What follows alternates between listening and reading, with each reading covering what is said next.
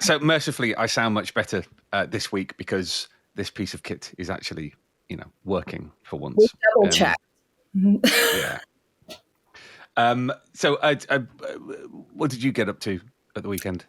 I went to a giantess convention.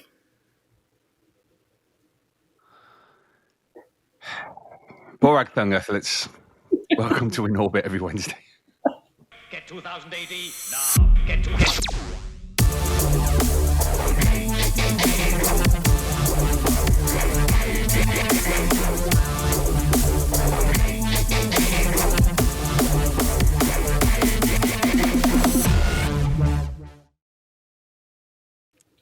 Borag Thung, welcome to In Orbit every Wednesday. We are your hosts, Molch-R KLO-E. And you know what? We're not going to discuss what just happened. It's for the. I think it's probably safer not to engage. But thank you so much for tuning in. Apologies again for last week's poor sound. Entirely my fault because I didn't check that this microphone was connected. But we are back to normal business. And this week we are talking about Prog 2422, which is available now from all good thrill providers in the UK and also the 2080 app, and will be available, fingers crossed, in, I guess, a month's time in the US. But if you need your fix of thrill power, get on the app. It's brilliant. It's available for Android and Apple devices. My tablet is very slow, but it's loading up at the moment. And it's a perfect way to keep up to date with 2000 AD and make sure that you are not falling behind. 2422. I mean, I guess we chatted last week. For those of you who weren't able to make it through the appalling technological incompetence on display last week, we talked a bit about how we've got lots of strips kind of midway through, and how actually with 2000 AD that's kind of not to its detriment, kind of thing. So thank you to everyone who dropped us a line. So on last week's episode, for those of you who were able to endure it, we talked about 2000 AD as a jumping on issue. That they you can get a jumping on issue anytime. Thank you to everyone who fed back on, particularly YouTube, with their starting points. A lot of original prog readers, like people that have been around since the OG, which is the beginning. Yeah. But also coming back to the whole point about you encountering it through your weird uncle and the Quality Comics reprints. There's talk about the reprints that were published in Finland in the 1980s, because IPC had a massive syndication system that just pushed translations out. When we took over the archive, the old IPC archive a few years ago, we discovered that there's stuff in Urdu, Really? like translations of the Spider in Urdu and stuff like that. And this stuff went far and wide. So, that's probably got a lot to do with the popularity of this stuff outside of the UK. To Toad 1971. Just so you know, the Apocalypse War compressed into 9 panels was in the Daily Dreads Volume 1. Quite a few people kind of commented on those volumes. We'd love to bring out more. We'd love to do the rest of them. It's just, it's an awkward size, that kind of, wider than it is tall book. Thing to read, though. Growing up, there were loads of those because there were so many newspaper strips. Yeah. So things like Garth. What was the other one? Is it Rose and George? I think like John Burns did a strip, very well known as 2000 AD artist, did a strip for many years, which was I think it was called Rose and George or Jane and George or something like that. And it was basically just like a soap opera, but where every episode was an excuse for her to just be topless. Spectacular. And it to be unreferenced in the script. I mean, those are the best. I love strips like that. Well, I really do, where it's like something like really lewd happens and just nobody talks about it. I love those kinds of strips, and I wish that we would bring that sort of thing back so badly. This was British newspaper strips for a very long time.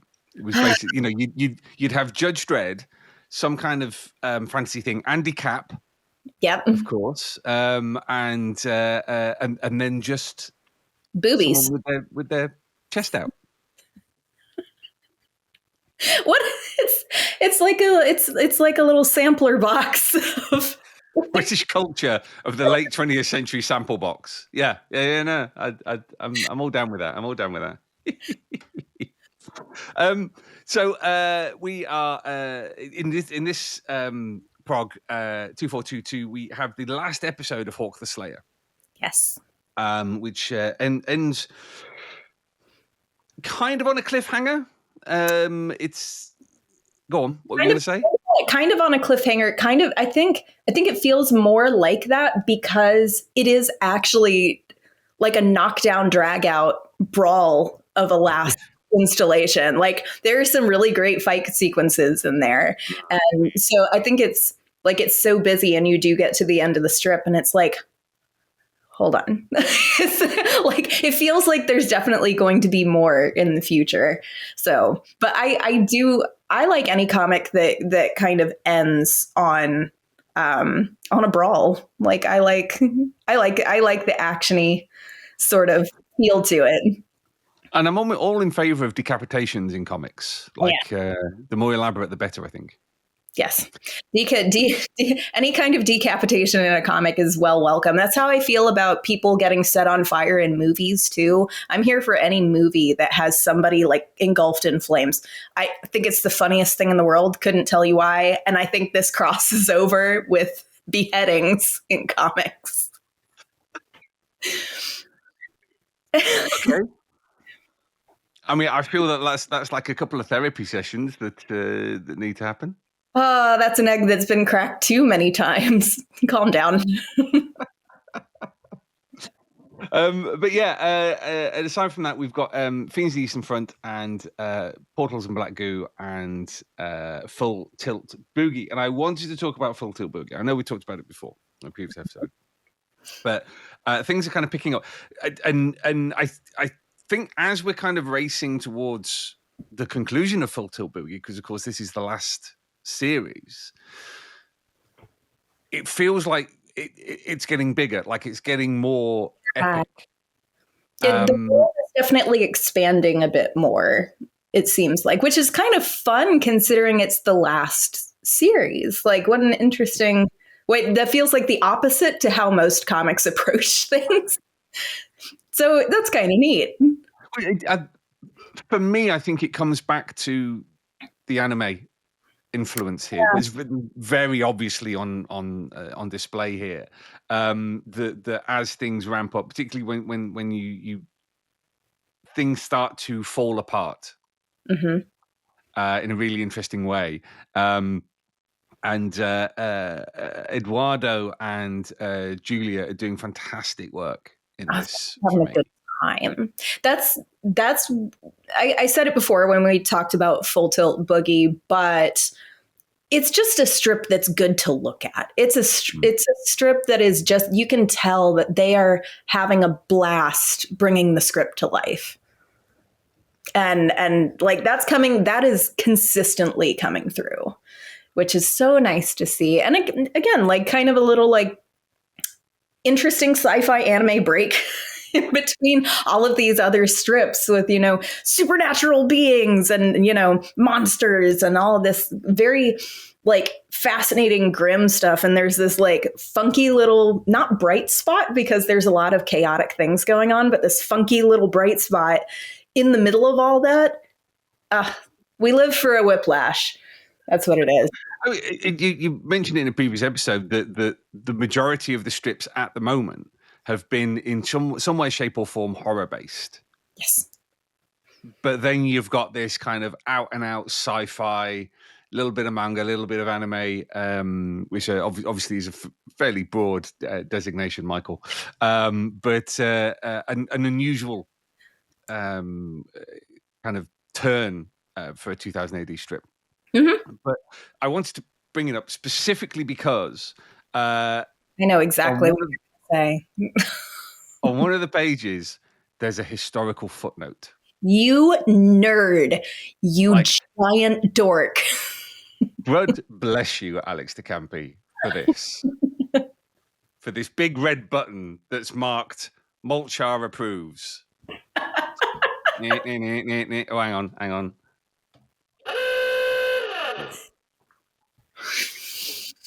You found the reason. Well done. See, Alex, you're the only one that's gotten the alarm so far. So thanks for that. With historical notes on the bottom. I really need to work on that klaxon. Like I keep telling myself, like, just do it properly. You'll get around to it. But yeah. No, I love. Funny enough, I've never read Jonathan Strange and Mr. Norrell, Mm-hmm. where that's a big thing. But it's. I think my love of it goes back to reading Terry Pratchett when I was a teenager. I can see that. You know, and quite often that's where the best jokes were contained in those kind of asides. But yeah, I love I love any world building that requires footnotes. Yes. Well, it's the extra little, it's the little sprinkles on top. Because you know exactly what you're reading already, and you're getting like the wider context, and then you get the little like asides where it's almost feels like an in joke between you and the writer, which is always nice. And yeah, no, I knew deep in my very bones and spirit that, like, reading through that for this week, I was like, Molch-R's gonna love them footnotes, though. Right, but it's just added depth. Yeah. You've become so entombed in history books and things like that I mean, that's inevitably going to happen if you see my to read pile. Yes, next to my desk. There's going to be an accident. It's going to be a problem. And to be quite frank, I wouldn't want to go any other way. Well, at least you've got that, you know. Death by footnote. So one of the things that I'm talking about technical issues, we'd intended to have the first 2000 AD Creator Tapes episode out last month. Unfortunately, I was violently ill, and so I wasn't able to do that. But it was going to be with Simon Bisley, who many of you know and who has been a guest on the Thrillcast in the past. That's still going to happen. We're going to do the episode for the 22nd of March. So, you know, hopefully no norovirus comes anywhere near me between now and then. But I think Hawk the Slayer ending, I think, is a kind of a moment to just kind of link all this together. Because fantasy comics, 2000 AD has predominantly been a sci-fi action comic. Yes. And then you've got Sláine. And then you've got Sláine, which threw a beautiful wrench into absolutely everything. And then but go on. No, I mean, like, for me, it's I always feel really pretentious saying this, and I'm so tired of giving a big head, but but it is genuinely one of the fantasy comics that kind of changed people's expectations for comics. So yeah, we can talk about Sláine all day long. Let's go. With that interview coming up, and you know, you commented before about Hawk the Slayer. You know, in the lineup, you've got lots of sci-fi and horror. And you've got this fantasy comic, and there aren't.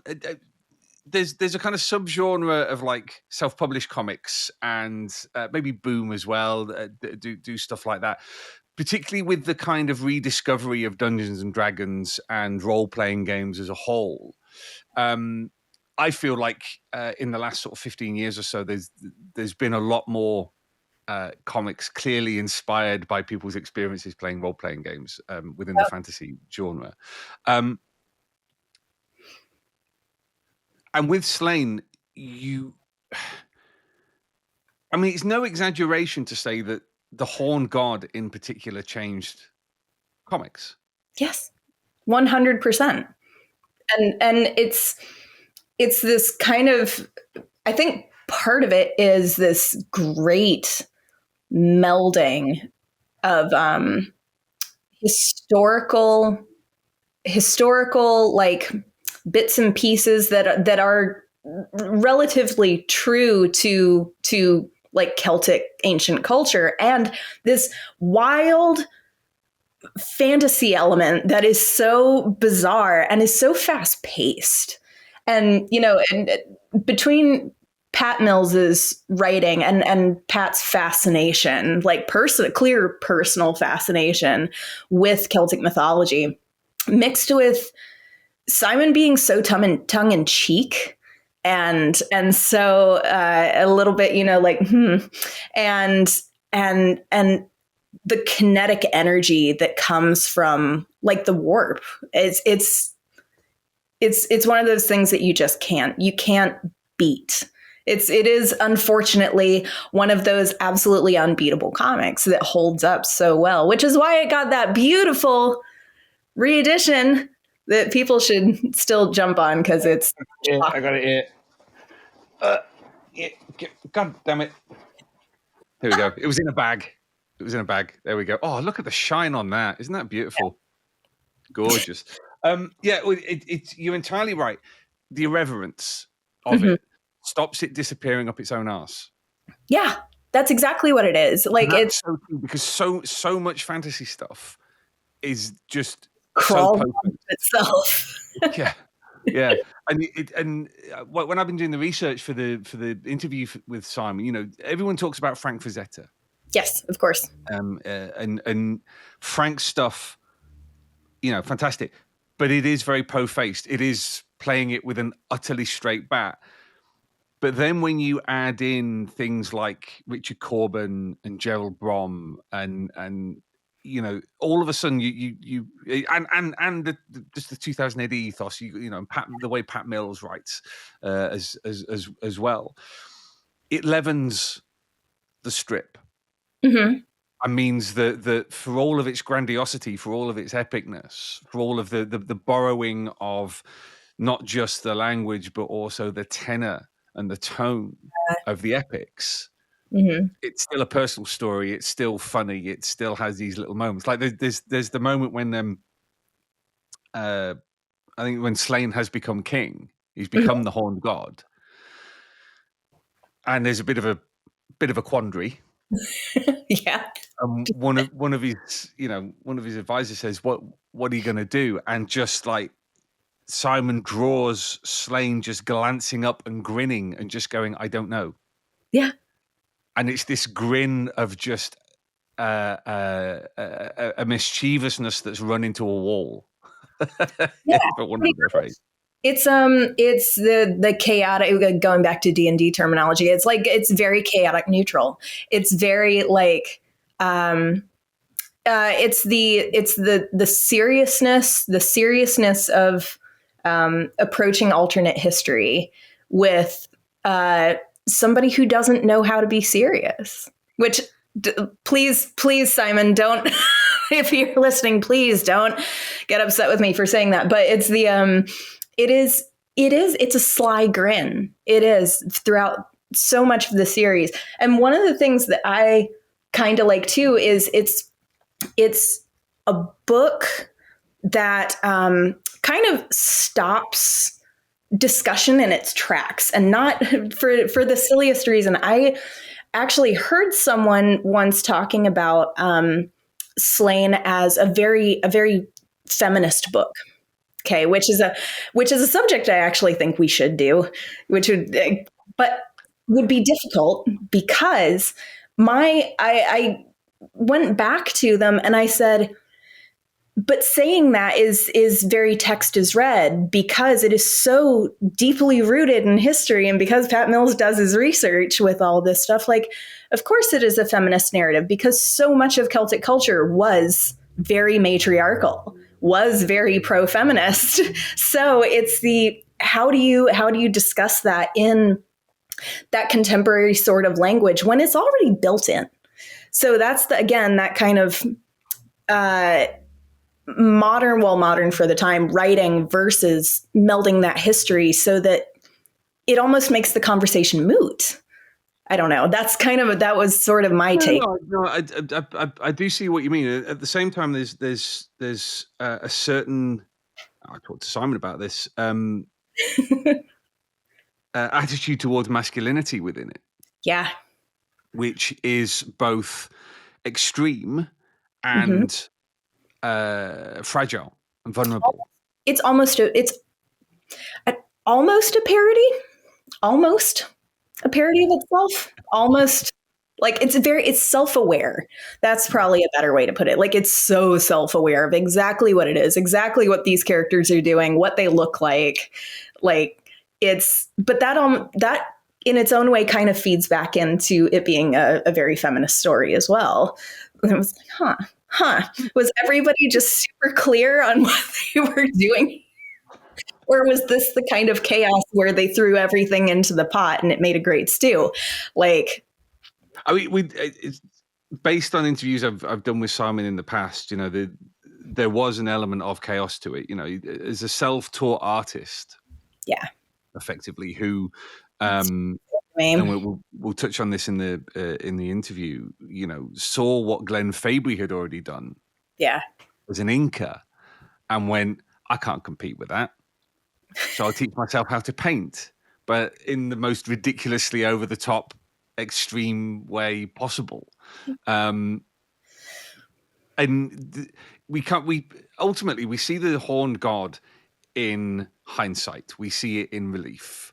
It's not just the thing of it in of itself, it's the impact that it had. Yeah. And talk to any 2000 AD fan of a certain age, and memories of mud-colored pages as the color printing presses really struggled with the subtlety of painted out, and an awful lot of artists.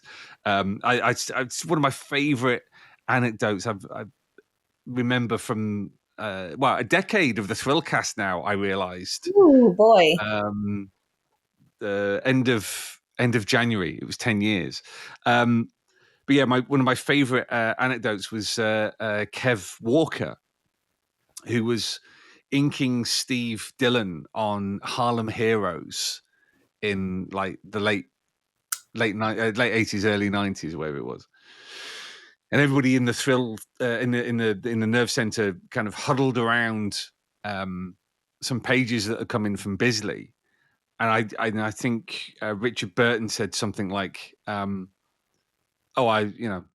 only we had more Simon Bisley, if only more people could paint like this. And Kev Walker just piped up and went, I can paint. And of course, he'd never picked up a paintbrush in his life. So there's like, you've got an artist who just teaches himself how to paint, and then another artist who, in response to that, also goes, "No, I can do that, and teaches himself how to paint." And it just on a pure industry level, that's a kind of echo. And then you get. I don't want to describe it as the cult of Bisley, because it's not a cult of Bisley. It's the. Say what it is out loud. Just say it. And I'm not even saying that as a condemnation, but you have to say it. We're an honest podcast, Mike. I just feel like you won't thank me for it. But that then goes into Lobo. Yes. And that great panel you did with him and Kevin Eastman at San Diego last year, was it? Yes. which is just, I mean, to say that panel was on the constant verge of descending into chaos is probably suggesting it's got more structure and calmness than it deserves. I've just tried to erase it from my memory. It was such a good panel, but at the same time, like it's and I do think that, kind of leading into that and thinking about that panel, it's I think so much of what got poured into the Horned God was just Simon being a very chaotic artist. I think all of the best artists that we've seen in the past 30 or 40 years, in particular, like outside of the Frank Frazettas and people like that, that were more in the contemporary, they're all a little mad. Like, it's all a little bit of chaos, a little bit of, tongue in cheek, a little bit less serious than one would expect from that crossover between fine art and what people normally associate with being comics. But I think that's the quality of comics that part of the equation brings to it, which is it's an anarchy. There we go. Yeah. And that's the thing that comics should actually bring to that equation. Mm-hmm. Is that energy of anything can happen, we can do anything that we want, and you. I do recommend anyway to go to the thrillcast episode from last year where we recorded the audio of the Kevin Eastman Simon Bisley panel, because it's quite remarkable. If anybody to see the pictures that went with the slideshow, let me tell you, there are a lot of blow up dolls involved. So. But I think one of the reasons why something like the Horned God continues to impress, mm-hmm. even going back to it now, knocking on for 40 years later, is because you still get that sense of youth. Yeah. It's imbued with the anarchy and the energy of youth, and it's intoxicating. You know, and you kind of can't avoid that, and to do that on such such an important moment, a landmark moment, and to have then had that knock-on effect all the way through the industry is quite remarkable. Because plenty of people have tried to imitate. But this is why Simon Bisley is amongst the pantheon of 2000 AD greats, because he's one of those artists that everyone tries to imitate, mm-hmm. and nobody can quite do it. They can try, but it's I think, and I'm just repeating myself at this point, but it does come down to personality with that sort of thing. It's and it's so much fun to see the people that kind of created their own branches of hand painted traditional comics from that, from being inspired by the Horned God, because that's how. I mean, that everybody will get to listen to this when you do the creator tapes with Simon, but it's all one big stream, and even with the Horned God, Simon talks about like, oh, I loved Frank Frazetta and Richard Corbin. And it's like, okay, so you were trying to do those people, and now there's a whole new stream of people trying to imitate you. And then there are all the people imitating from them, and then finding you, and then finding Frazetta. So it's it just warms the cockles of my heart in a weird way, because I'm like, that's how traditional art gets carried on. And I'm kind of a snob. I do love my hand painted stuff. So it's nice to see that continuing in new ways, even with digital artists that are trying to create that same feel that you get from those. And life goes on. Time's a flat circle. Art prevails. That's it. And if you haven't picked it up, do get yourself a copy of the oversized Sláine the Horned God anniversary edition, because the slipcases go for quite a lot on the old eBay. Yeah, just a little bit. Those went flying off our table.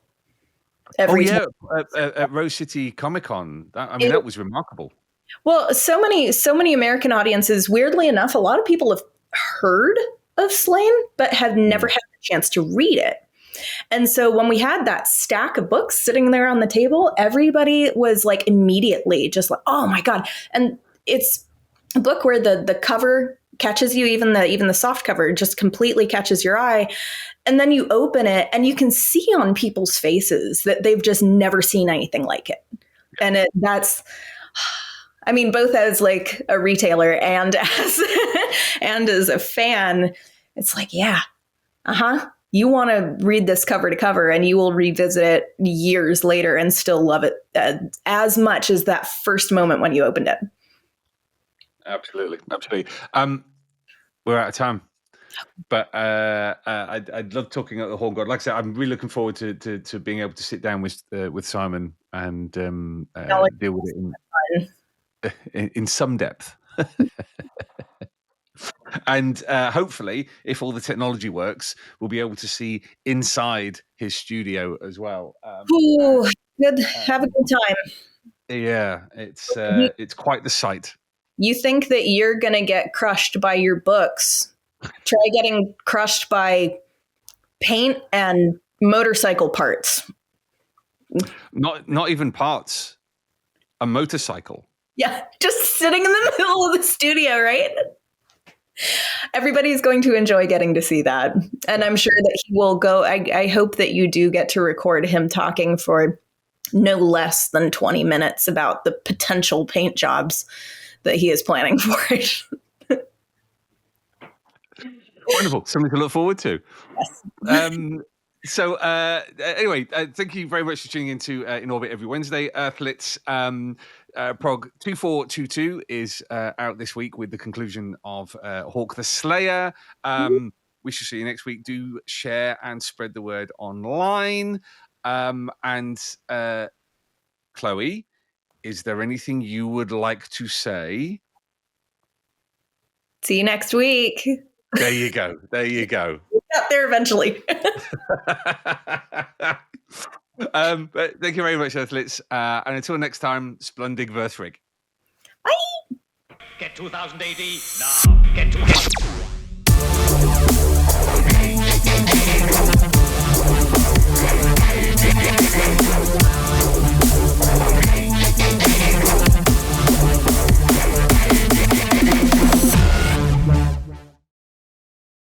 Well, thanks for joining us on In Orbit every Wednesday, Earthlets. Make sure you like and subscribe and go along to 2000 AD, where you'll be able to subscribe to 2000 AD and the Judge Dredd magazine. Sign up to our newsletter and you'll get hundreds of pages of free comics to download. And download the app for your Apple and Android devices. Now, don't forget, Earthlets, this is the 2000 AD universe.